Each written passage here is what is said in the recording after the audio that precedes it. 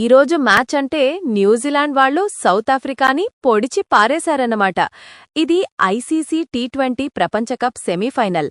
Match జరిగింది ట్రినిడాడ్లోని Brian లారా స్టేడియంలో. South Africa toss గెలిచి ముందు బ్యాటింగ్ చేసినా న్యూజిలాండ్ బౌలింగ్ దెబ్బకు వికెట్లు పడిపోయాయి. చివరికి తక్కువ స్కోరే చేయగలిగింది. ఆ తర్వాత న్యూజిలాండ్ బ్యాటర్లు అసలు సంబంధమే లేకుండా స్కోరును అలవోకగా దాటేశారు. ఏకంగా 9 వికెట్ల తేడాతో ఘన విజయం సాధించి ఫైనల్లోకి దూసుకెళ్లారు. ఇక మ్యాన్ ఆఫ్ ద మ్యాచ్ విషయానికి వస్తే ఫ్లెమింగ్ నాటౌట్ 100 పరుగులు అదరగొట్టేశాడసలు. న్యూజిలాండ్ విజయంలో అతనిదే కీలక పాత్ర. ఆఖరి వరకు నాటౌట్గా ఉండి జట్టును విజయ తీరాలకు చేర్చాడు. ఈ మెరుపు ఇన్నింగ్స్తో man of the match award కూడా ఫ్లెమింగ్కే దక్కింది.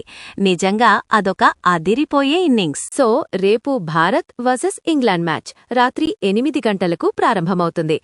ఈ మ్యాచ్లో ఎవరు గెలిస్తే ఫైనల్లో న్యూజిలాండ్తో టైటిల్ పోరుకు తలపడతారో చూడాలి. మరిన్ని లేటెస్ట్ అప్డేట్స్ కోసం మా ఛానల్ని సబ్స్క్రైబ్ చేయండి.